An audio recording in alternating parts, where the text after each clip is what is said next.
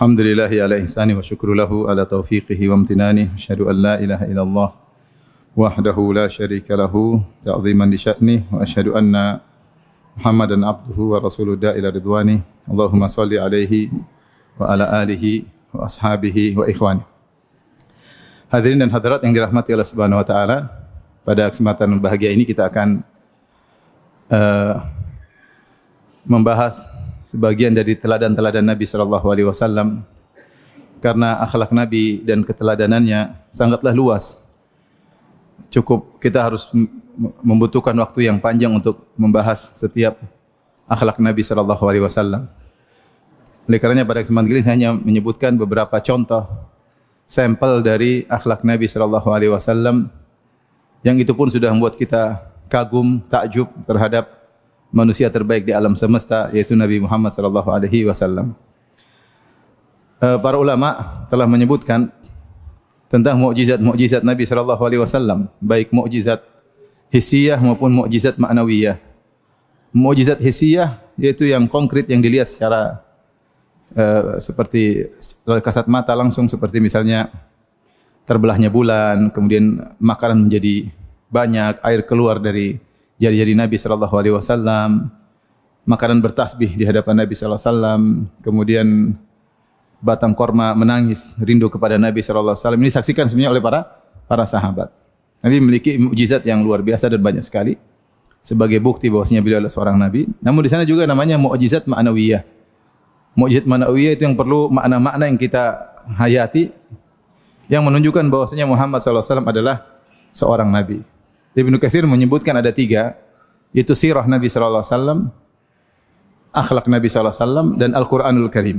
Al-Qur'anul Karim. Ini tiga hal-hal maknawi yang kalau kita renungkan, siapa yang baca sirah Nabi, dia pasti tahu ini Muhammad adalah utusan Allah Subhanahu wa taala, karena sirahnya telah didesain oleh Allah sedemikian rupa sehingga memberikan banyak sekali kaedah-kaedah dalam kehidupan. Dan ini disebutkan oleh Ibnu Hazm rahimahullahu taala, beliau mengatakan siapa yang menalaah sirah Nabi, maka mau tidak mau secara daruratan dia pasti akan membenarkan Muhammad sebagai seorang nabi.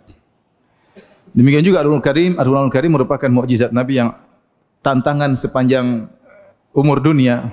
Allah menantang, adakah yang bisa mendatangkan semisal Al-Qur'an, dan tidak akan pernah ada yang bisa mendatangkan semisal Al-Qur'an.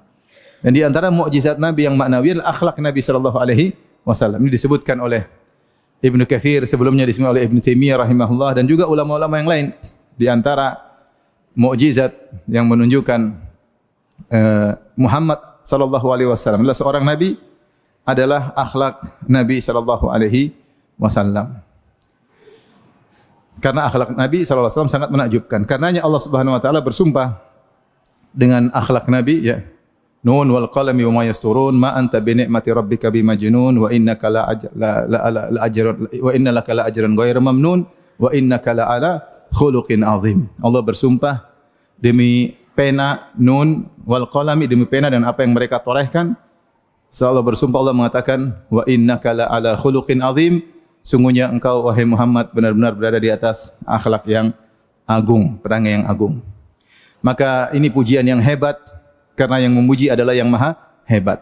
Kalau yang muji mungkin orang biasa, mungkin tidak hebat, tapi ketika yang muji adalah Al-Khaliq, sang pencipta, yang memuji, kemudian pujiannya dibuka dengan sumpah, wal qalami wa ma yasturun, kemudian ditambah dengan wa innaka, yaitu nun taukid, dan sungguh-sungguhnya engkau, kemudian la'ala, lam juga dengan taukid, sungguh-sungguh benar-benar engkau di atas perangai. Khuluqin, khuluqin di sini tanwin untuk menunjukkan ditafkhim, untuk pengagungan, disifati lagi dengan azim, yang agung. Sehingga kalau kita terjemahkan secara sederhana, yaitu Allah bersumpah demi pena, demi apa yang mereka torehkan, sungguh benar-benar engkau itu berada di atas perangai yang agung, di atas perangai yang agung. Kemudian Allah alam bisawab, Allah datangkan dengan jumlah ismiyah wa innaka la ala khuluqin azim, ya. Jumlah ismiyah menunjukkan akan continue bahwasanya Nabi sallallahu alaihi wasallam itu akhlaknya mulia sepanjang hayatnya. Akhlaknya mulia sepanjang hayatnya, ya. Setiap detik yang dilewati pasti Nabi di atas akhlak yang mulia. Ini faedah jumlah ismiyah. Beda dengan kalau jumlah fi'liyah, tidak menunjukkan continue, kesinambungan. Tapi kalau jumlah ismiyah dalam bahasa Arab menunjukkan continue, ya, berkesinambungan, bahwasanya Nabi SAW selalu berada di atas akhlak yang agung. Oleh karenanya Allah menyuruh kita untuk meneladani Nabi SAW. Allah berfirman, ya, laqad kana lakum fi Rasulillahi uswatun hasanah. Sungguh pada diri Nabi ada contoh teladan yang baik. Dan Allah bahkan mensyaratkan, kalau kamu mengaku cinta pada Allah, ikut Nabi. Qul in kuntum tuhibbunallaha fattabi'uni. Kalau kalian cinta kepada Allah, katakanlah Muhammad kepada mereka, kalau kalian cinta kepada Allah, maka ikutilah aku, yaitu teladani aku, ikuti sunnah-sunnahku, tiru akhlakku. Ya. Allah mempersyaratkan mengikuti Nabi sebagai bukti cinta kepada Allah Subhanahu wa taala. Dan ini melazimkan bahwasanya Nabi berada di akhlak yang termulia. Nabi berada di atas akhlak yang mulia. Karena kita disuruh untuk contoh Nabi. Kalau ternyata Nabi kadang-kadang akhlaknya enggak bagus, ya enggak bisa. Harus terus bagus. Kemudian kalau juga akhlak Nabi bukan yang paling top, juga tidak bisa. Berarti ada yang lebih utama untuk ditiru daripada siapa? Nabi sallallahu alaihi wasallam. Paham? Ketika Allah menyuruh kita niru Nabi, berarti Nabi berada di puncak akhlak. Sampai ada pertanyaan ditujukan kepada Ibnu Taimiyah tentang sikap Fudail bin Iyad, Abu Ali. Fudail bin Iyad, seorang ulama masyhur. Ketika anaknya meninggal, Ali dikenal sebagai anak yang sangat soleh. Maka Abu Ali, yaitu Fudail bin Iyad, dia tidak sedih, dia menangis. Dia menangis. Dia tidak sedih, tidak menangis, dia malah tertawa, senyum ketika anaknya meninggal dunia. Maka ada yang bertanya kepada Ibn Taimiyah, "Wahai Ibn Taimiyah, mana yang lebih afdal, Fudail bin Iyad atau Nabi sallallahu alaihi wasallam?" Datang dalam hadis Nabi sallallahu alaihi wasallam ketika anaknya meninggal dia menangis. Ketika anaknya Ibrahim, anak laki-laki satu-satunya ketika itu yang hidup, Ibrahim, kemudian meninggal masih umur di bawah 2 tahun di pangkuan Nabi sallallahu alaihi wasallam, dan Nabi gembira ketika anaknya lahir sampai dia mengatakan, "Aku menamakannya dengan nama moyangku yaitu Ibrahim." Ternyata Ibrahim meninggal, bayangkan, di pangkuan sang ayah masih kecil. Ketika itu Nabi meneteskan air mata. Dan Nabi berkata, "Innal qalba la yahzan." Sungguhnya hati ini bersedih. Ya, wa innal aina la tadma. Sungguh mata ini mengalirkan air mata. Wala naqulu illa bima yurdi rabbana. Namun kami tidak mengucapkan kata-kata kecuali yang mendatangkan keridhaan Rabb kami. Wa inna bi firaqika ya Ibrahim la mahzunun. Sungguh kami sangat bersedih dengan kepergian engkau wahai putraku Ibrahim. Di sini Nabi menangis. Tapi mana lebih afdal, Nabi atau Fudail bin Iyad? Maka Ibnu Taimiyah menjawab dengan jawaban yang menakjubkan. Beliau mengatakan, Nabi sallallahu alaihi wasallam ketika dia terkena musibah, dia menerapkan banyak ibadah yang dia lakukan. Di antaranya yaitu ibadah rahmat. Dia rahmat kepada anaknya apa yang meninggal dunia. Kemudian dia juga ibadah ridha. Dia ridha dengan keputusan Allah Subhanahu wa taala sehingga dia tidak berkata-kata kecuali dengan apa? Keridhaan. Tapi air matanya, kesedihannya menunjukkan rahmat kepada sang anak. Sementara Fudail bin Iyad didominasi dengan ridha. Sehingga dia senang dengan wafat anaknya dan dia tertawa, tidak nampak rahmat, tidak seperti yang didampakkan oleh Nabi sallallahu alaihi wasallam. Sehingga dari sini Nabi tetap lebih afdal. Faham? Nabi tetap lebih afdal. Faham maksudnya? Makanya sehingga Nabi bisa mengumpulkan berbagai macam ibadah dalam peristiwa tersebut. Oleh karenanya ketika Allah Subhanahu wa taala menyuruh kita meneladani akhlak Nabi sallallahu alaihi wasallam, melazimkan akhlak Nabi harus yang paling top. Tidak ada yang menyelebihi akhlak Nabi sallallahu alaihi wasallam. Karena akhlak Nabi yang paling top, maka itu adalah mukjizat tersendiri. Kemudian juga Nabi sallallahu alaihi wasallam akhlaknya top dalam segala lini, dalam segala sisi. Kita dapati manusia selain Nabi, mungkin akhlaknya bagus dalam sebagian sisi, tidak seluruh sisi. Mungkin dia pemberani tapi pelit, bisa jadi. Ya, mungkin dia pemaaf, ya. Tapi ternyata dia pemalas misalnya. Ya. Jarang orang bisa mengumpulkan akhlak yang banyak dalam terkumpul akhlak yang banyak dalam satu orang. Dalam satu sisi dia punya kelebihan, dalam sisi lain dia punya kekurangan. Berbeda dengan Nabi. Nabi SAW seluruh akhlaknya mulia. Sebagai apapun dia, maka dia yang terbaik. Ayah terbaik, suami terbaik. Apalagi? Kawan terbaik, mufti terbaik, pemimpin negara terbaik, ya, guru terbaik, semuanya. Sikap terhadap anak-anak yang terbaik, sikap terhadap hewan yang terbaik, semua terkumpulkan pada Nabi. Karena ini konsekuensi kita disuruh mencontohi Nabi sallallahu alaihi wasallam. Maka jadilah akhlak Nabi sallallahu alaihi wasallam adalah mukjizat dari mukjizat Rasulullah sallallahu alaihi wasallam. Allah telah memuji Rasulullah dalam ayat yang lain, laqad ja'akum rasulun min anfusikum azizun 'alaihi ma anittum harisun 'alaikum bil mu'minina raufur rahim. Ayat yang agung.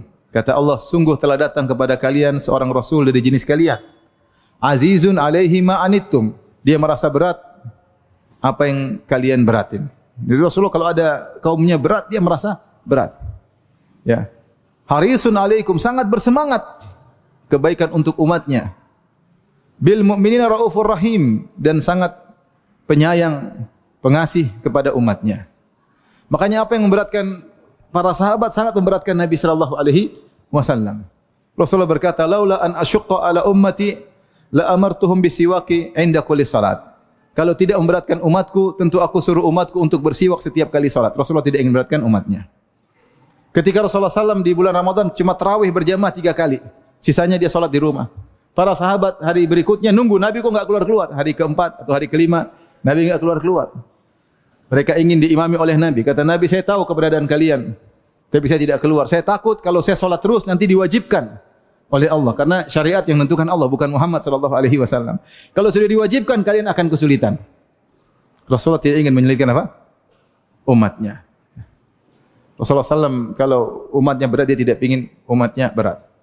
Makanya apapun yang terbaik yang Nabi ketahui, Nabi pasti kasih tahu kepada umatnya. Ma ba'atsallahu min nabiyyin illa kana haqqan alaihi an yadulla ummatahu ala khair ma ya'lamuhu lahum. Tidak ada seorang nabi pun diutus oleh Allah Subhanahu wa taala kecuali wajib baginya untuk menyampaikan apa yang terbaik yang dia tahu untuk apa? Untuk umatnya.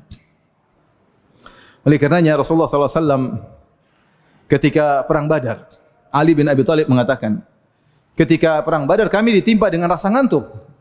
Allah beri rasa ngantuk kepada kaum muslimin agar ketakutan mereka hilang. Idh yughashshikumun nu'asa amanatan min. Ketika Allah timpakan rasa ngantuk kepada kalian, karena kaum muslimin cuma 315, musuh 1000. Takutan wajar. Maka Allah menghilangkan ketakutan mereka, di antaranya Allah bikin rasa apa? Ngantuk. Semua orang tidur.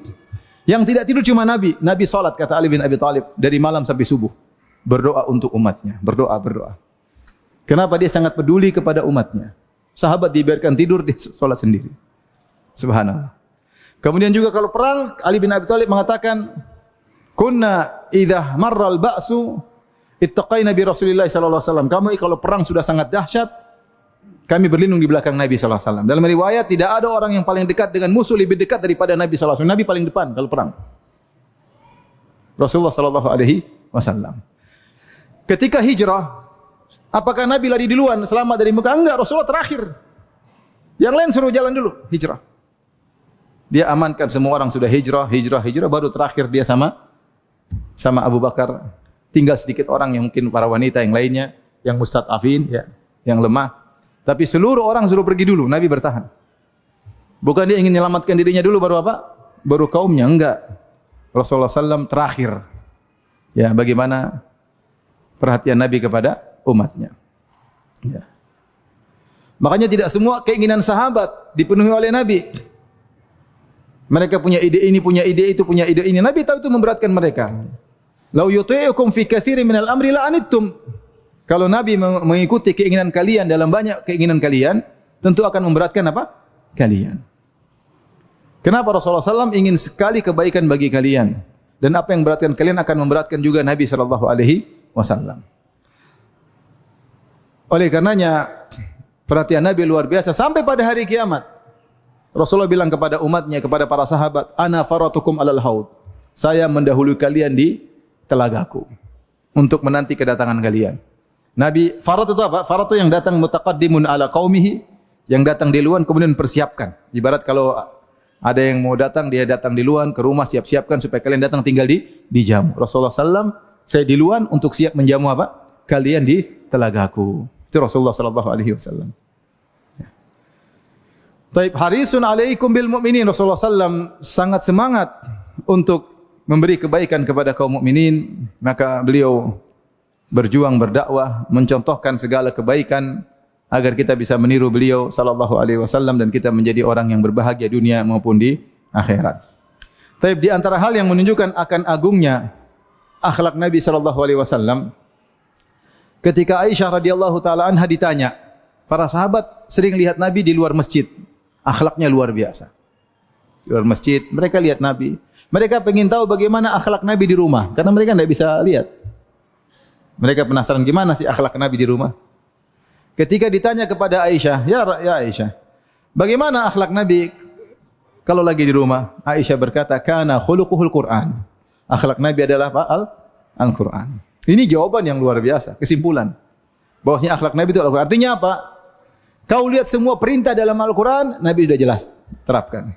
Kau lihat seluruh larangan dalam Al-Quran, Nabi sudah meninggalkan. Seluruh ayat dalam Al-Quran, suruh ini, suruh itu, suruh ini, suruh ini, Nabi semua kerjakan. Karena akhlak Nabi adalah Al-Quran. Kemudian Aisyah berkata, kana fi mihnati ahlihi. Rasulullah kalau di rumah juga membantu istrinya. Ya, dia menjahit bajunya, dia memperbaiki tali sendalnya. Ya, yakhsifuna alahu wa yahlabu syatahu, dia juga memerah susu dari kambingnya. Sebagaimana kalian kalau lagi di rumah. Bukan berarti dia seorang nabi kemudian duduk di kursi kerajaan kemudian semuanya tinggal di lain. Enggak, Rasulullah SAW sebagaimana kalian juga di rumah ya membantu istrinya. Nah, ini menunjukkan bagaimana akhlak Nabi yang sangat luar biasa di luar rumah maupun dalam apa? Dalam rumah. Karena sebagian orang kalau di luar rumah, masya Allah akhlaknya mulia. Dalam rumah, oh luar biasa, amit-amit ya. Oleh karenanya, ini muqaddimah yang ingin saya sampaikan bahwasanya akhlak Nabi adalah mukjizat tersendiri. Karenanya di antara sebab utama Islam tersebar di alam semesta ini karena akhlak pengikutnya. Ketika kaum muslimin benar-benar mencontohi Rasulullah SAW dalam akhlaknya, maka orang-orang non-muslim pun tertarik. Ini kok bisa begini akhlak mereka? Apa yang mereka pelajari? Kenapa mereka bisa berakhlak mulia seperti ini? Ketika mereka tahu ternyata ini Islam, maka mereka mau masuk apa? Islam. Ya. Di antara sebab utama Islam tersebar di alam semesta, di antaranya karena akhlak Nabi SAW. Apa yang buat Najasyi akhirnya masuk Islam? Bukankah ketika Ja'far bin Abi Talib disuruh ditanya oleh Najasyi, siapa gerangan Nabi kalian? Maka Najasyi bercerita, kami dulu begini, zaman jahiliyah begini. Kemudian datang seorang Nabi yang menyuruh kami untuk begini, akhlak mulia, sederetan akhlak mulia. Membuat Najasyi pun jatuh cinta kepada Nabi meskipun dia belum melihat Nabi SAW. Dan akhirnya dia masuk apa? Islam. Taib. Nah sekarang ikhwan dan akhwat yang dirahmati Allah Subhanahu wa taala, kita ingin membahas muqtatafat, cuma cuplikan-cuplikan dari akhlak Nabi. Ini akhlak Nabi sangat luas, sangat banyak, dalilnya sangat banyak. Namun butuh waktu yang panjang ya untuk bisa menjelaskan akhlak Nabi sallallahu alaihi wasallam tersebut. Kita hanya mengambil cuplikan-cuplikan untuk menunjukkan agungnya akhlak Nabi sallallahu alaihi wasallam. Namun sebelum kita menyebutkan cuplikan-cuplikan tersebut, saya ingin kita semua berniat ya untuk bisa berakhlak mulia. Sepakat atau tidak? Jangan sampai cuma ikut kajian, oh Nabi begitu ya. Oh gitu ya. Oh cuma gitu doang ya. Enggak, saya ingin kita berniat. Karena siapapun kita, akhlak kita enggak ada yang sempurna. Kita masih suka pemarah, kurang sabar, masih pelit, masih banyak hal, masih malas, banyak hal. Sama istri kurang perhatian, sama anak kurang perhatian. Sama istri-istri kurang perhatian. Kita ini jauh ya. Makanya saya pembicara maupun antum mendengar, kita sama-sama belajar. Kita niatkan untuk berakhlak mulia. Karena kajian kita ini bukan sekedar wawasan saja, kita ingin meniru meskipun tidak bakalan sempurna seperti Nabi, mustahil. Tapi kita menuju apa yang diajarkan oleh Rasulullah sallallahu alaihi wasallam. Kenapa demikian? Ikhwan dan akhwat yang dirahmati Allah Subhanahu wa taala. Karena akhlak adalah agama. Akhlak adalah din, agama yang harus kita jalankan. Akhlak adalah sebab utama di antara sebab utama untuk masuk surga. Akhlak pahalanya sangat besar. Jangan disangka agama cuma puasa, cuma salat, cuma zikir, baca Quran. Enggak, akhlak ini juga agama yang sangat agung. Oleh karenanya Rasulullah SAW pernah bersabda, "Aktsaru ma yudkhilul jannah at-taqwa husnul khuluq." Yang paling banyak aktsaru ma yudkhilun nas al-jannata, yang paling banyak memasukkan manusia dalam surga, taqwallah wa husnul khuluq. Bertakwa kepada Allah dan akhlak yang mulia. Bayangkan Nabi mengatakan yang paling banyak memasukkan orang dalam surga bertakwa kepada Allah. Yang kedua tadi apa? Akhlak yang mulia.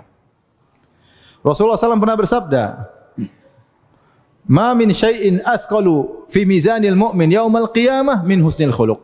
Tidak ada satu amalan yang paling berat ditimbang pada hari kiamat di mizan seperti husnul khuluq. Yang paling berat kalau ditaruh daun timbangan memberatkan, artinya kualitas ibadahnya luar biasa, adalah ibadah akhlak mulia. Ibadah akhlak mulia. Saya ingin menekankan, ketika kita berakhlak mulia, ya, argo pahala jalan luar biasa, cepat. Seperti sabar, husnuzan kepada Allah, ya. Kemudian tidak pelit, banyak akhlak mulia. Ini pahalanya luar biasa. Sampai Nabi mengatakan, tidak ada amalan yang paling berat pada hari kiamat ditimbang lebih berat daripada akhlak mulia. Maka akhlak mulia ini ibadah yang agung. Ya. Sampai Nabi SAW mengatakan, "Innar rajula la yudriku bi husni khuluqihi darajatas sawamil qawam." Darajatas sawamil qawam. Sungguh seorang dengan akhlaknya yang mulia mencapai derajat orang yang senantiasa puasa sunnah dan senantiasa salat malam. Dia mungkin tidak salat malam, mungkin dia tidak puasa sunnah. Tapi karena akhlaknya mulia, maka dia mencapai derajat orang yang senantiasa salat malam dan senantiasa puasa sunnah. Bagaimana kalau dia gabungkan keduanya sebagaimana Nabi SAW? Ibadah luar biasa, akhlak luar biasa. Tapi akhlak sendiri adalah ibadah yang agung. Dengan seorang berderajat akhlak mulia, maka dia bisa mencapai derajat yang senantiasa salat malam dan senantiasa puasa sunnah. Rasulullah SAW yang bersabda, "Akmalul mu'minina imanan ahsanuhum khuluqa." Kaum mukminin yang paling sempurna imannya siapa? Yang paling baik akhlaknya. Rasulullah mengkaitkan akhlak dengan iman. Kata Nabi, kaum mukminin yang paling sempurna imannya adalah yang paling baik apa? Akhlaknya. Maka jangan sepelekan akhlak. Nabi yang bersabda, "Aqrabukum minni majlisan yaumal qiyamah ahasinukum akhlaqa." Orang yang paling dekat majelisnya denganku pada hari kiamat, maksudnya surganya tinggi, dekat dengan surganya Nabi sallallahu alaihi wasallam. Siapa? Ahsanukum khuluqa. Yang paling baik akhlaknya di antara kalian. Kurang apa lagi? Dalil tentang keutamaan apa? Akhlak. Paling berat di timbangan, paling sempurna iman, paling dekat majelisnya dengan Nabi sallallahu alaihi wasallam, ya. Mencapai derajat orang senantiasa puasa sunnah dan senantiasa salat malam. Ini memotivasi kita untuk berusaha berakhlak mulia. Rasulullah SAW bersabda, "Ana zaimun bi baitin fi a'lal jannah liman hassana khuluquhu." Aku menjamin istana di atas surga. Aku menjamin istana di atas surga bagi orang yang memperindah akhlaknya. Bagi orang memperindah akhlaknya. Ini motivasi dari Nabi. Agar seorang berusaha, siapa yang berusaha dan berhasil mencapai akhlak yang mulia, Rasulullah jamin istana di atas surga. Artinya tadinya misalnya dia pemarah, kemudian dia lawan jadi penyabar. Dikasih istana di surga. Kata Rasulullah SAW, "Wa man yatasabbar yusabbirhullah." Siapa yang berusaha melatih diri untuk bersabar, Allah akan buat dia bersabar. Bisa. Tadinya pemarah jadi penyabar, bisa. Pahalanya apa? Istana di surga. Dia mungkin enggak mampu bangun masjid, enggak punya duit. Tapi dia mampu berusaha melawan akhlak buruknya menjadi akhlak mulia. Rasulullah jamin istana di bagian atas surga. Dia tadinya pelit, kemudian dia paksa dirinya. Mengeluarkan duit tadi kayaknya hatinya teriris-iris kalau mau donasi. Tapi dia ngelawan, teriris cuekin aja, ngelawan. Lama-lama ketagihan bersedekah, kecanduan bersedekah. Uang banyak bingung ini mau diapain nih? Saya punya kawan-kawan yang begitu. Ini Ustaz uang ini kemana? Ada enggak? Bingung. Sebagian orang bingung cari uang, dia uang kebanyakan mau dikemanain? Ketagihan, suka bersedekah. Sampai ketagihan. Dari ketagihan pelit, jadi ketagihan apa? Bersedekah. Lihat orang tidak sabar dia untuk kasih. Ada orang sedikit, dia kasihan, kasih. Dengar berita yang menyedihkan, segera dia kasih. Ketagihan. Kalau dia sudah berubah dari pelit menjadi dermawan, Allah bangunkan baginya istana di surga. Kata Nabi SAW, innamal hilmu bitahallum. Sungguhnya sifat al-hilm. Hilm itu apa? Hilm itu mampu untuk membalas, tapi dia tidak balas. Di antara para nabi yang disebut dengan sifat halim adalah Ibrahim. Halim. Ibrahim alaihissalam luar biasa. Allah contohkan bagaimana dalam Al-Quran. Ya. Halim. Ya. Kaumnya ingin membakar dia. Sudah diikat, dilempar di api. Dia tidak bilang, ya Allah binasakan mereka. Enggak. Santai aja Ibrahim alaihissalam. Santai. Kalau ada yang maki-maki dia, disebutkan dalam buku tafsir, dia mengatakan Allah yahdik, semoga Allah kasih hidayah kepadamu. Dia tidak balas. Hilm, dia mampu balas tapi dia enggak mau.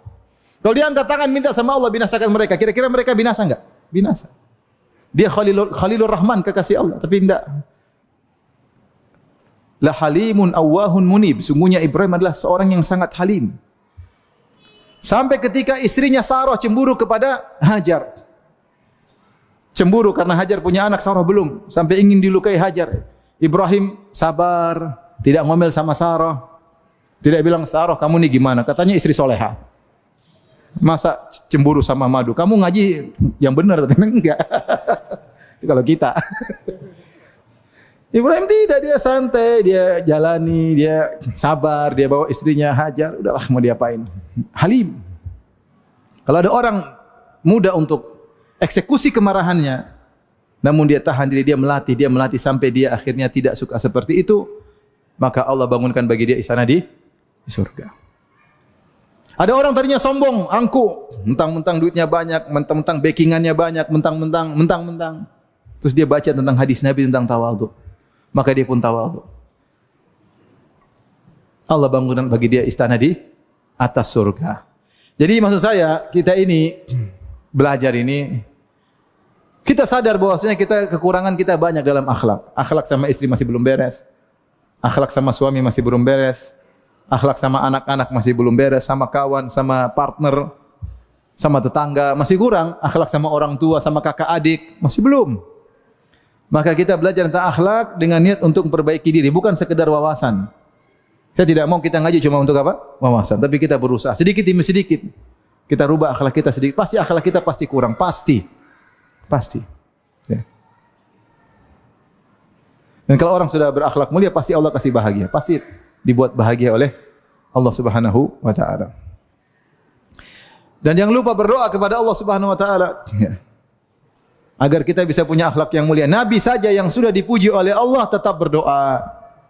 Beliau berdoa, Allahumma ahsanta khalqi fa ahsin khuluqi. Ya Allah, sebagaimana kau telah indahkan keindahan luarku, maka indahkanlah batinku, yaitu akhlak. Akhlak. Makanya disebut fisik adalah jamal zahir, jamal keindahan di luar. Adapun akhlak adalah jamal batin, keindahan dalam. Rasulullah SAW pernah berdoa, Allahumma inna a'udzubika min munkaratil akhlaqi wal a'mali wal ahwa'i wal adwa. Hafal doa tersebut. Ya Allah, aku berlindung kepada Engkau dari akhlak-akhlak yang mungkar, dari amal-amal yang mungkar, dari hawa nafsu yang mungkar, dan dari penyakit-penyakit yang mungkar. Rasulullah SAW juga berdoa, Allahumma antal maliku la ilaha illa anta. Anta rabbi wa ana abduk. Ya. Kemudian Nabi mengakui dosanya. Fa'taraftu bi dzambi faghfir li dzunuba jami'an innahu la yaghfiru dzunuba illa ant. Kemudian Rasulullah berdoa, wahdini li ahsanil akhlaqi. Ya Allah, tunjukkanlah aku kepada akhlak yang terbaik. La yahdi li ahsaniha illa ant. Tidak ada yang bisa menunjukkan kepada akhlak yang terbaik kecuali engkau. Di sini menunjukkan orang tidak ujub. Kalau dia bisa akhlak baik, siapa yang tunjukkan? Allah. Nabi mengatakan, "Ya Allah, tidak tunjukkanlah kepadaku akhlak yang terbaik. Tidak ada yang bisa membimbingku kepada akhlak yang terbaik kecuali engkau." Artinya tidak ada yang bisa menghilangkan kesombonganku kecuali engkau. Tidak ada yang bisa menghilangkan rasa pelitku kecuali engkau. Tidak ada yang bisa menghilangkan hawaku sering marah, emosional, temperamental kecuali Allah Subhanahu wa taala. La yahdi li ahsaniha illa ant wasrif anni sayyi'aha. Jauhkanlah aku dari akhlak yang buruk. La yasrifu anni sayyi'aha illa ant. Tidak ada yang bisa memalingkan aku dari akhlak yang buruk kecuali engkau. Antum hafal doa ini, berdoa dalam sujud antum, doa antum. Kalau bisa ajarkan anak-anak juga berdoa dengan doa tersebut. Antum juga doain anak-anak, doain istri agar mereka berakhlak yang mulia. Karena akhlak adalah agama. Pahalanya besar. Sebab utama masuk surga. Terkadang kita terpedaya. Ini masih mukadimah ya. Masih ada waktu kan? Masih banyak. Subuh masih lama kan subuh. Terkadang kita terpedaya. Makanya para ulama mengatakan bahwasanya akhlak adalah jamal batin, keindahan batin. Kadang kita merasa akhlak mulia, atau kadang kita merasa ada orang akhlaknya mulia. Namun kita melihat secara zahir ternyata batinnya tidak. Batinnya tidak. Maka para ulama mengatakan akhlak sesungguhnya akan terlihat dalam beberapa kondisi. Karena dia adalah keindahan batin.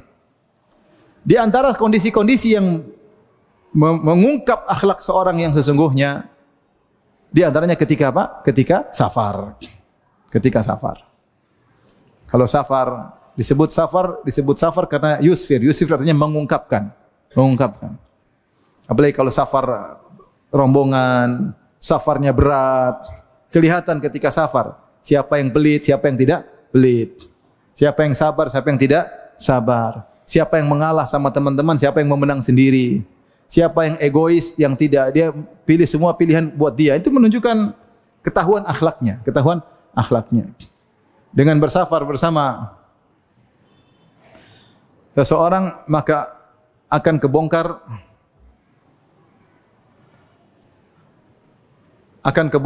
akhlaknya. Ya, ketahuan ya. Maunya menang sendiri, tidak mau diatur ya. Maka subhanallah saya diceritakan tentang sebagian ulama benar-benar akhlak mereka luar biasa ya. Saya dicerita oleh guru-guru saya. Ada seorang ulama, misalnya si fulan, Syekh fulan. Dia kalau safar sama dia diangkat jadi amir.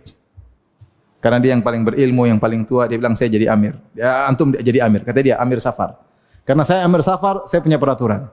Peraturannya yang berkhidmah melayani antum semua adalah saya. Subhanallah.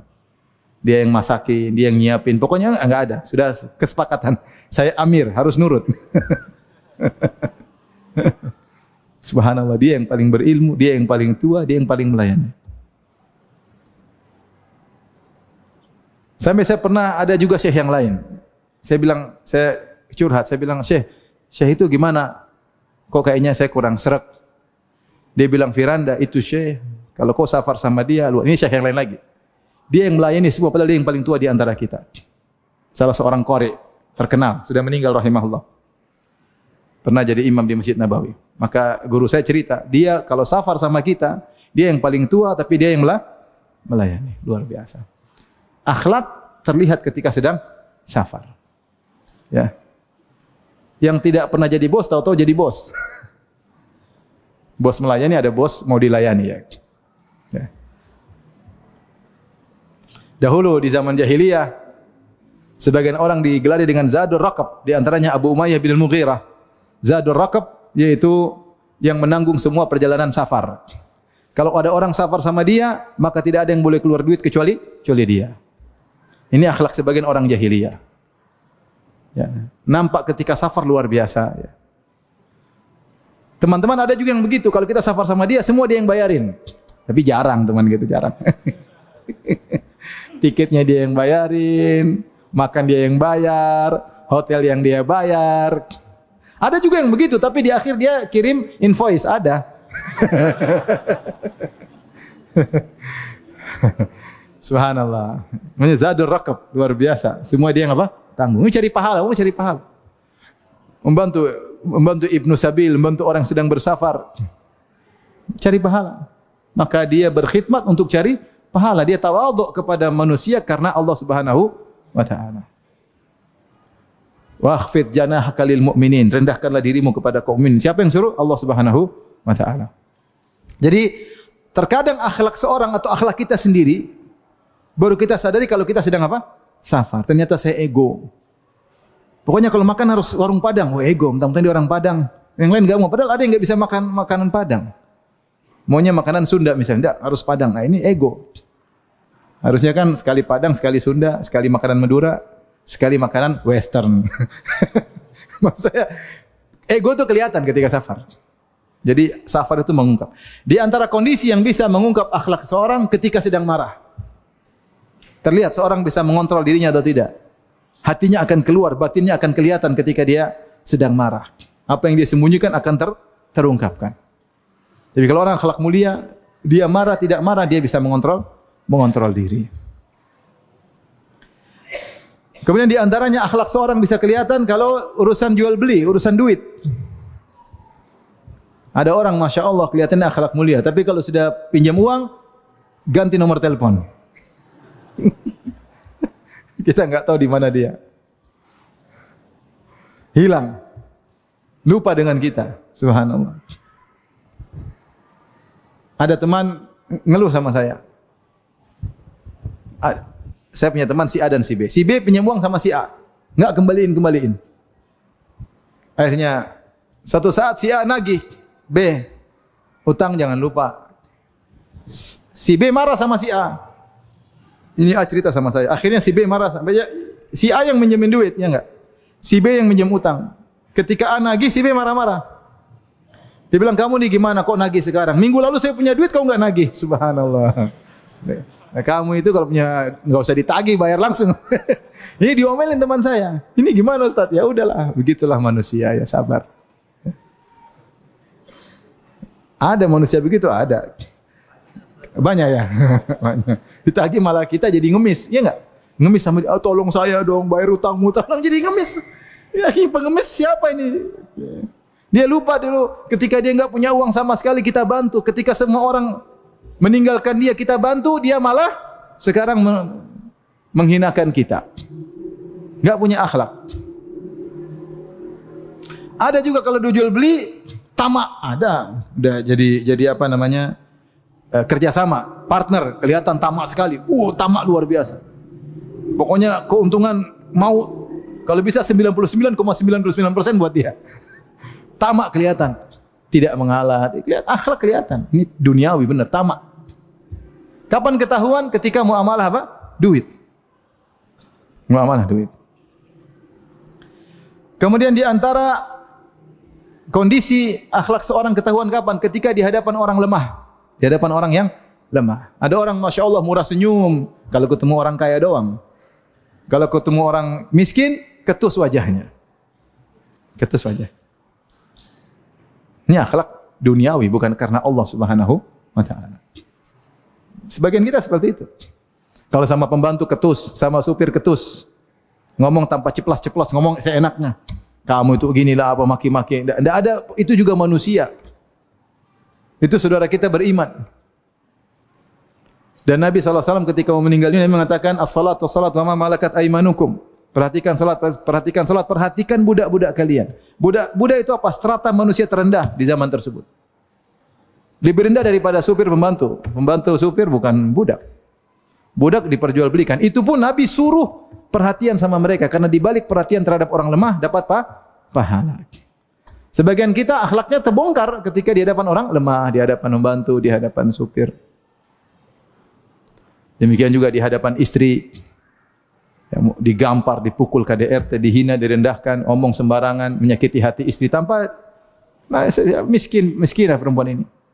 Dia dimaki-maki, direndahkan, dia mau lapor sama orang tuanya, dia malu. Dulu ini laki-laki yang saya kejar-kejar. Coba bayangkan ada seperempuan kejar laki-laki, pacaran.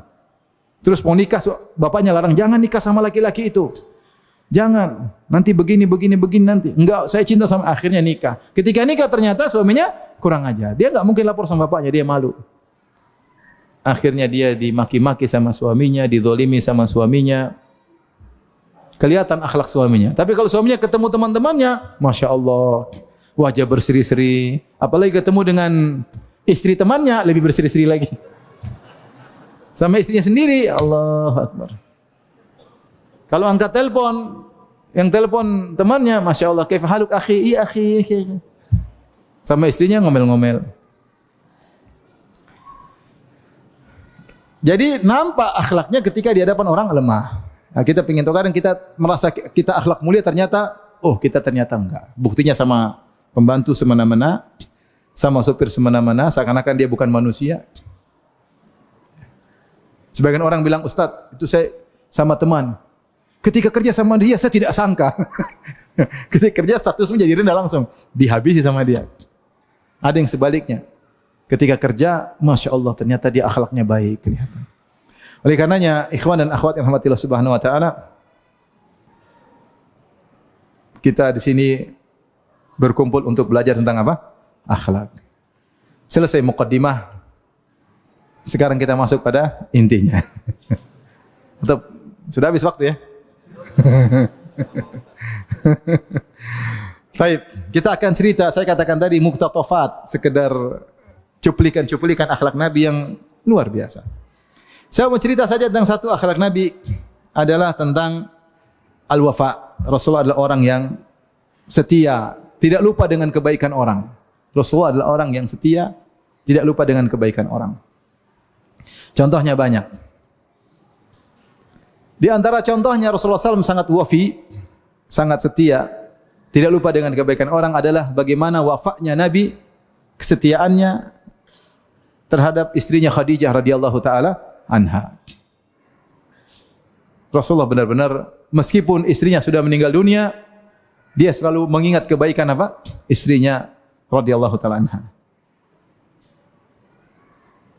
Farubbama dzabaha syatan, kata Aisyah menceritakan, terkadang Nabi menyembelih kambing, Rasulullah mengatakan arsilu ila sadaiki Khadijah.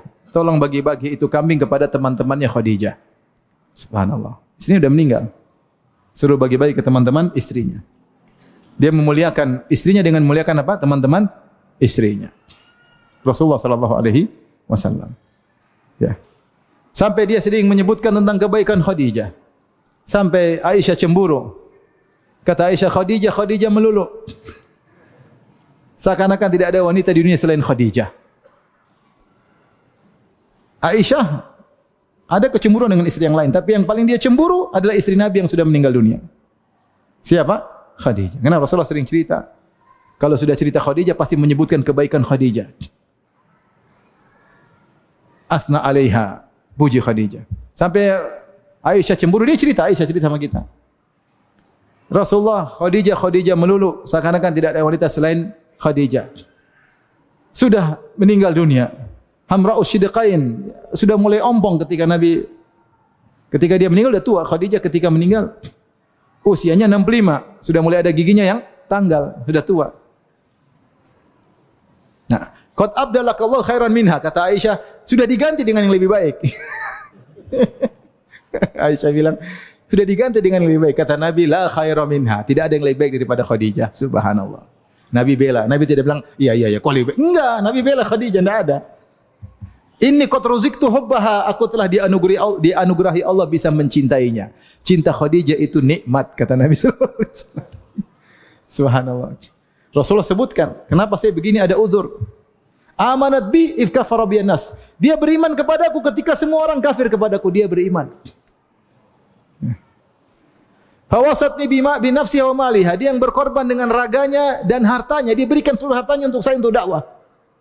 Ketika idharamainin nas, ketika orang tidak ada yang kasih duit, tidak ada yang kasih harta, Khadijah kasih hartanya seluruhnya untuk saya berdakwah. Dia telah memberikan anak-anak kepadaku. Rasulullah tetap bantah Aisyah. Subhanallah. Baik, di antara kisah menarik ya, tentang ketika perang Badar, Rasulullah SAW kan secara singkat, Rasulullah SAW ketika diangkat menjadi Nabi, beliau punya anak perempuan 4. 3 menikah, 1 belum. Yang paling tua Zainab. Zainab binti Muhammad sallallahu alaihi wasallam, suaminya Abul As ibn Rabi'. Abul As ibn Rabi'. Kemudian yang kedua Ruqayyah, yang ketiga Ummu Kulsum. Yang keempat Fatimah. Fatimah masih kecil. Ya. Entah sudah lahir atau belum, ya. Tapi masih apa? Belum nikah. Yang nikah sudah berapa? Tiga orang. Taib.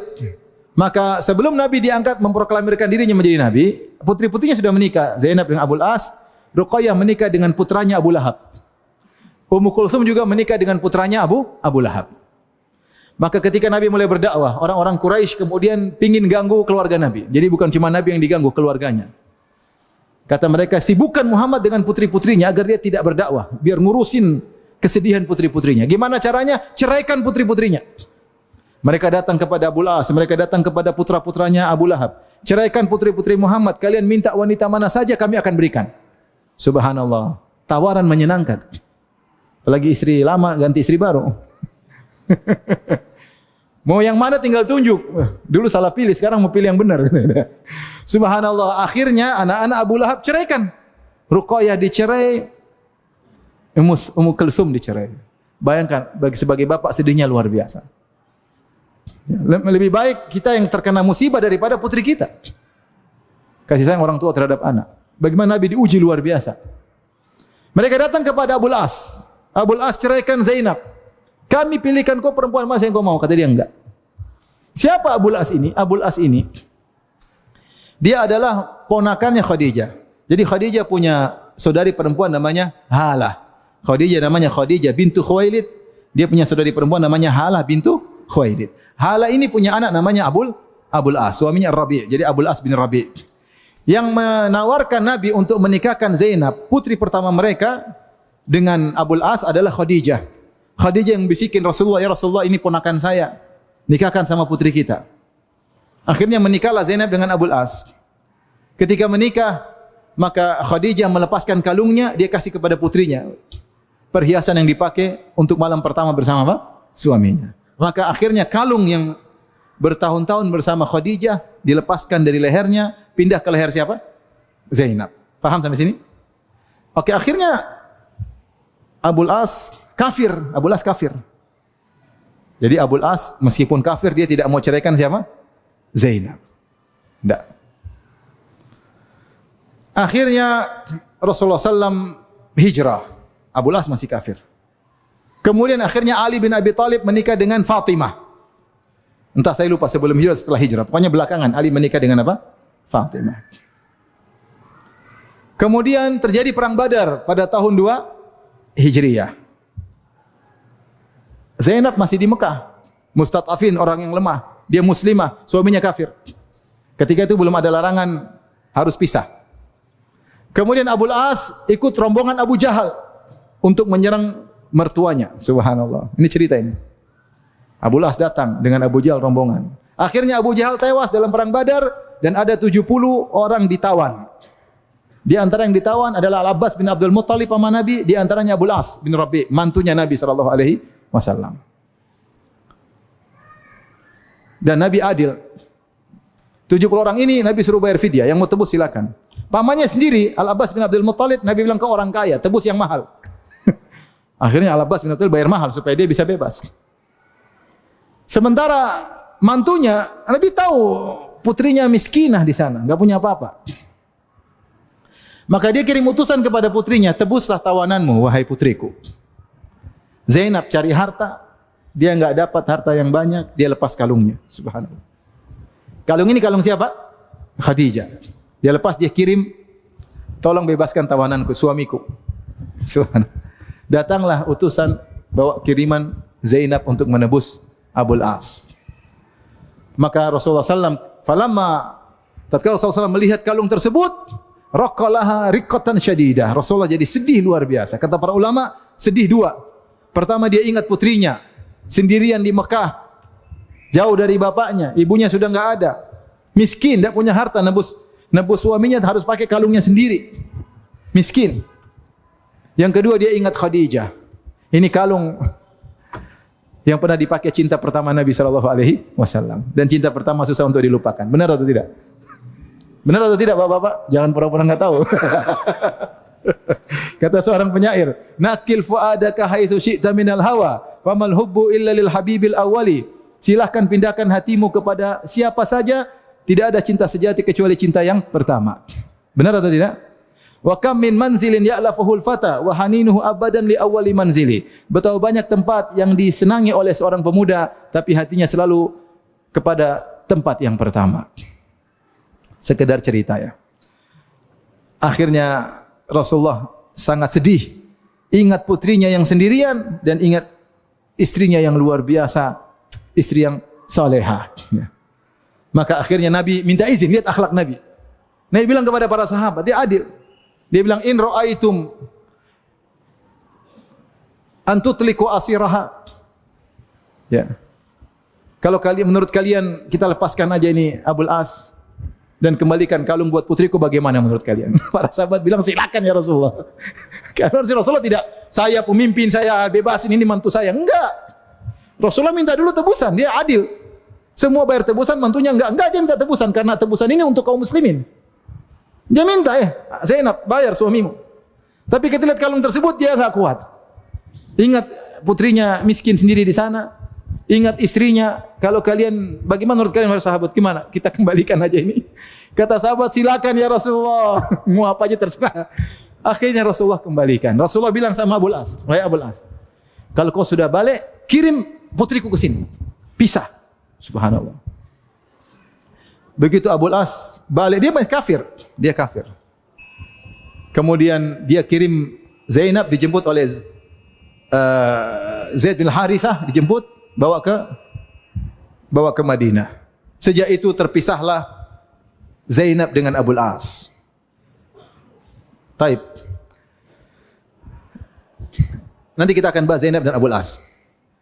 Jadi Nabi SAW kenapa ingat Khadijah? Karena Khadijah wanita salehah. Mengorbankan jiwa, hartanya untuk Nabi SAW. Menjadi pelipur lara bagi Nabi ketika Nabi pulang menghadapi segunung kesulitan, pulang ke rumah, ketemu air dingin yang menyegarkan hati. Sampai ketika Nabi SAW didatangi Jibril, Nabi ketakutan. Nabi berkata sampai gemetar bulu kuduknya. Nabi berkata, laqad khasyitu ala nafsi. Sungguh aku khawatir keburukan menimpa diriku. Apa kata Khadijah? Kalla fallahi abshir la yukhzikallahu abada. Sekali-sekali tidak wahai suamiku.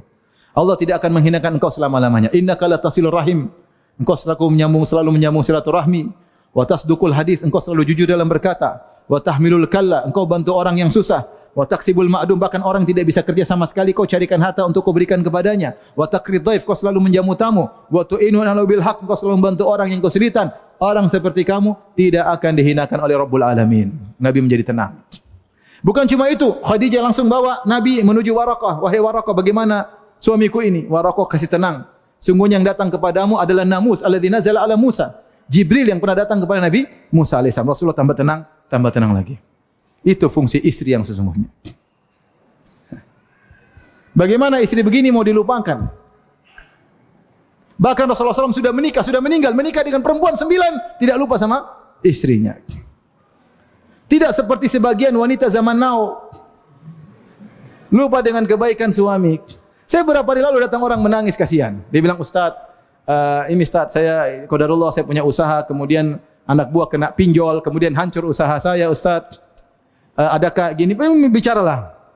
Saya bilang, dia bicara dengan semangat. Saya punya keahlian ini Ustaz. Saya bilang, yang penting orang rumah tenang-tenang aja. Langsung nangis dia mewek. Ternyata orang rumah bikin masalah. Seharusnya kalau seorang suami pulang ke rumah dalam kondisi susah, pulang mungkin enggak punya pekerjaan, bilang aduh sayang, listrik belum bayar, SPP anak-anak bagaimana ini? Harusnya istrinya bilang, tenang Abi, Umi bersamamu. Kita sholat, kita berdoa, usaha Abi, Umi doain terus kamu tiap malam. Harusnya gitu kan? Itu langsung laki-laki, Masya Allah. Bukan kamu nih gimana jadi laki-laki. Lihat itu orang ketika saya bilang, gimana orang rumah? Dia langsung nangis. Itulah masalahnya orang rumah. Tidak terima dengan kekurangan suami. Ketika suami punya uang banyak, sayang gitu suami tidak punya uang, abang ditendang. Ada lagi orang datang sama saya, orang lain lagi. Ustaz, susah saya Ustaz. Saya enggak punya pekerjaan. Ya sabarlah. Sabar tapi istri saya sehari ngomel 3 kali Ustaz. 3 kali ngomelin saya. Saya sudah berusaha tapi gagal. Istri saya ngomel sehari 3 kali. Terus dia bilang sama saya, bagaimana kalau yang istrinya 2? Sehari 6 kali berarti. Saya bilang matematika kamu salah. Tapi intinya, yang paling berat itu ketika orang pulang ke rumah istrinya tukang ngomel. Bagaimana tidak dilupakan sama suaminya? Ada istri meninggal, suami bersedih. Ada istri meninggal, suaminya berbahagia. Musibah omelan sudah hilang. Ini karenanya beginilah Khadijah radhiyallahu taala anha yang selalu menyenangkan hati Nabi sallallahu alaihi wasallam. Ya. Yang hidup 25 tahun bersama Nabi tidak pernah mengangkat suaranya. Khadijah radhiyallahu taala anha. Sehingga Rasulullah SAW wafa benar-benar ingat akan kebaikan Khadijah. Taib. Akhirnya ketika mengingat Khadijah, Rasulullah SAW suruh, bagaimana kalau kembalikan kalian? Dikembalikan. Abul As adalah seorang yang wafi. Dia musyrik, mantu Nabi.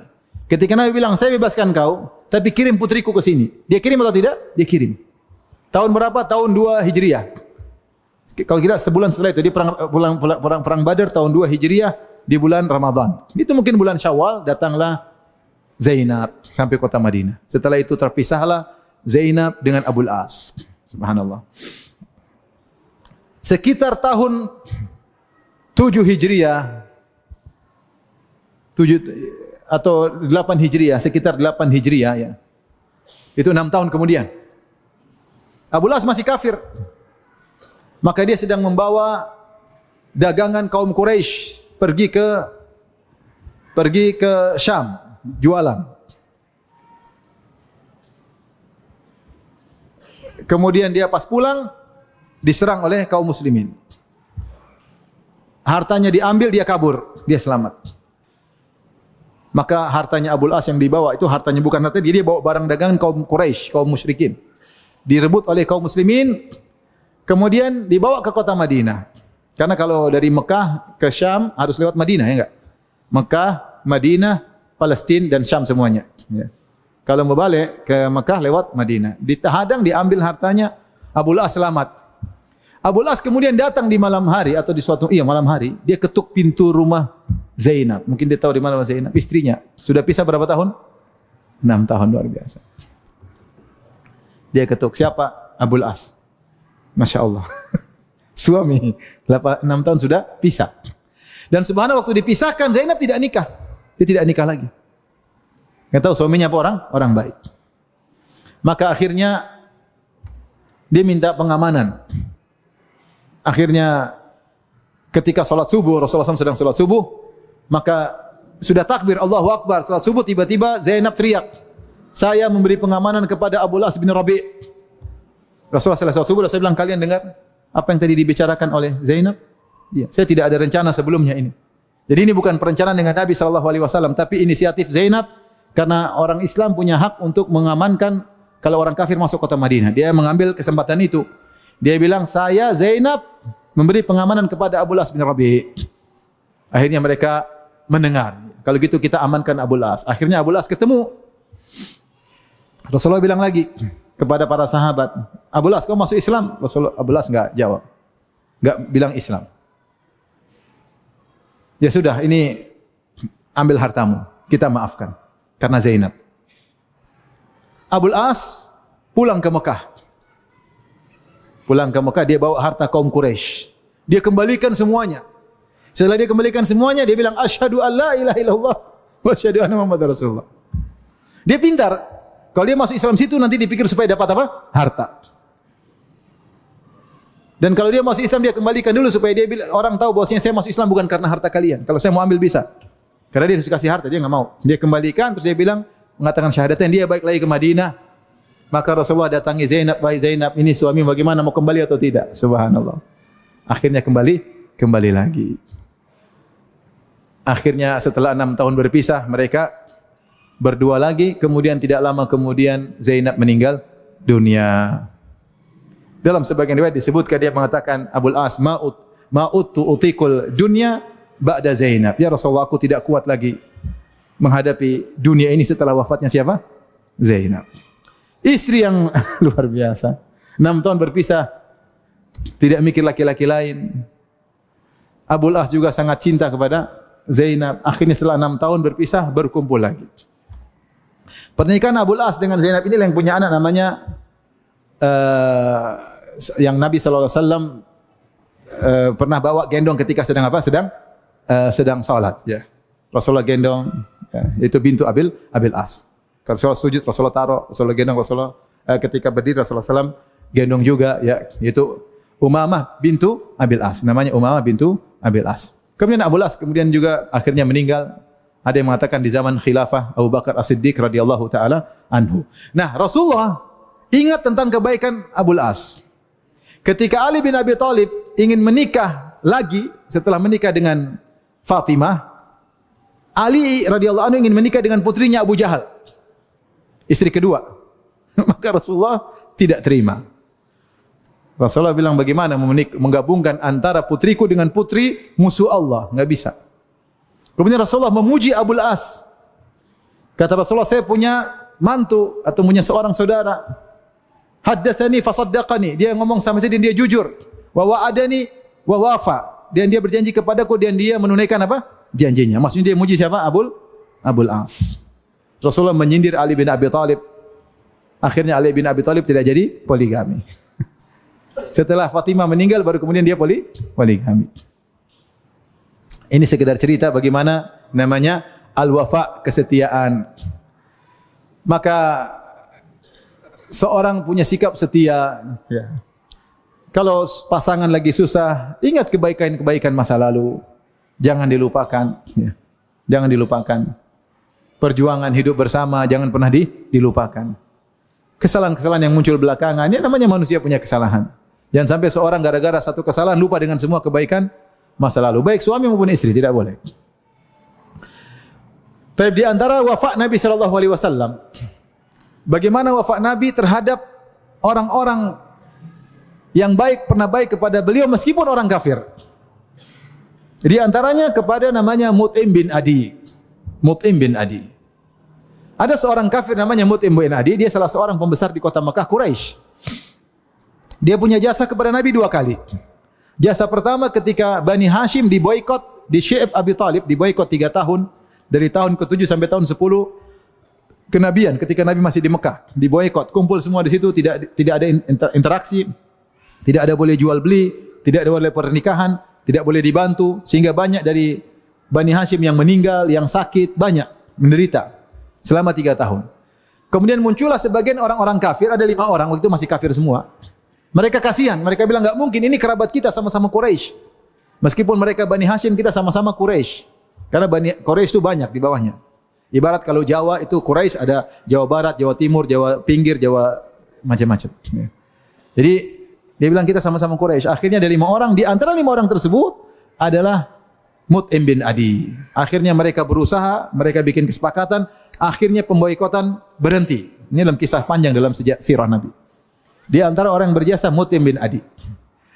Ini jasa pertama. Jasa kedua, Rasulullah sallallahu alaihi wasallam setelah itu berdakwah ke Taif. Sekitar tahun 10 Hijriah. Sulit setelah wafatnya Abu Talib dan wafatnya Khadijah, Rasulullah merasakan kesulitan luar biasa. Maka Rasulullah SAW mencoba mencari wacana baru dalam dakwah. Maka beliau pergi ke Taif dengan Zaid bin Harithah. Ternyata di sana dilemparin sampai berdarah Nabi SAW. Akhirnya dalam tanda kutip gagal. Rasulullah SAW pun balik. Ketika balik lagi masuk kota Mekah, orang-orang tahu Muhammad sudah keluar. Mereka tidak mau izinkan Muhammad masuk lagi di kota Mekah. Ternyata ada satu orang yang membela Nabi, Mut'im bin Adi. Dia bilang, saya jadi jaminan. Masuk. Orang Quraisy semua segan sama dia. Akhirnya Rasulullah bisa masuk lagi kota Mekah. Akhirnya Mut'im bin Adi meninggal. Belum sempat masuk Islam, meninggal dunia. Ketika perang Badar, ada 70 tawanan tersebut. Maka Rasulullah SAW berkata, "Lau kana Mut'im bin Adi hayyan, fakallamani fi haula'i natana, la atlaqtuhum lahu." Atau kama qala Nabi sallallahu alaihi wasallam. Kata Rasulullah SAW, seandainya Mut'im bin Adi masih hidup, terus dia bilang kepada saya, Muhammad, itu 70 orang bebaskan, saya akan bebaskan. Saya akan bebaskan, kata Nabi SAW. Karena begitu besar jasa Mut'im bin Adi meskipun orang kafir. Rasulullah tidak ingat, tidak melupakan jasa meskipun orang kafir. Di antara 5 orang yang membantu diberhentikannya pemboikotan isolasinya Bani Hashim selama 3 tahun. Selain Mut'im bin Adi ada namanya juga Abul Bakhtari. Abul Bakhtari. Ketika perang Badar Abul Bakhtari masih hidup dan dia ikut perang. Maka Nabi berkata kepada para sahabat, kalau kalian bertemu Abul Bakhtari jangan bunuh. Dia punya jasa. Akhirnya para sahabat berperang dan akhirnya mereka mendapati Abul Bakhtari. Engkau Abul Bakhtari, kaum Ansar kalau enggak salah. Engkau Abul Bakhtari. Rasulullah SAW melarang kami untuk membunuhmu. Subhanallah. Kata Abul Bakhtari, terus temanku? Temanmu enggak, kau saja.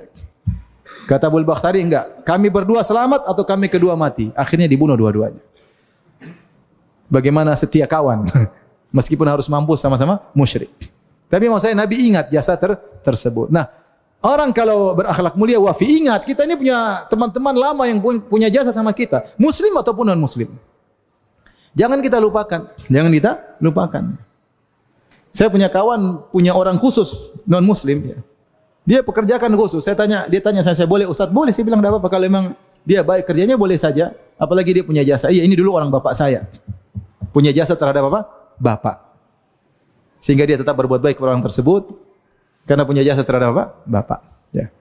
Jadi, ini yang harus kita ingat. Kita ini, kalaupun sukses, kita punya teman-teman lama yang berjasa dalam hidup ini. Di antaranya istri kita.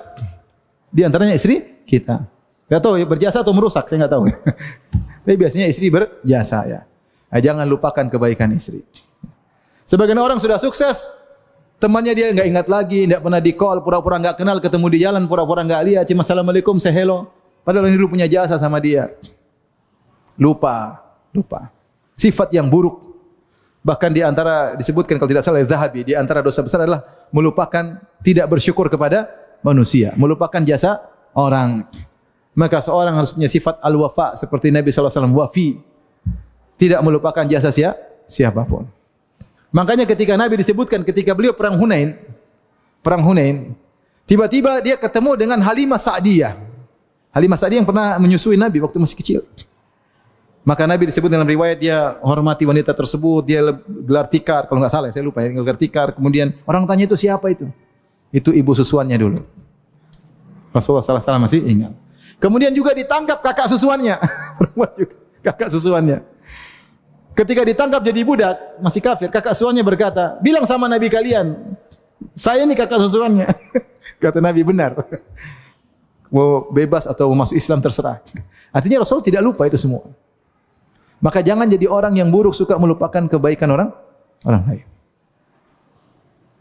Ada kawan, dia punya teman dekat sekali. Tahu-tahu teman dekatnya menang pilkada jadi bupati atau wali kota. Dia cerita sama saya. Begitu terangkat terpilih jadi wali kota, dia sudah tidak ingat saya Ustaz. Saya WA enggak dijawab, telepon enggak dijawab, subhanallah. Itu bertahun sampai 5 tahun 10 tahun. Saya enggak tahu dia 1 periode 2 periode. Kalau ketemu cuma assalamualaikum gitu aja, dicuekin.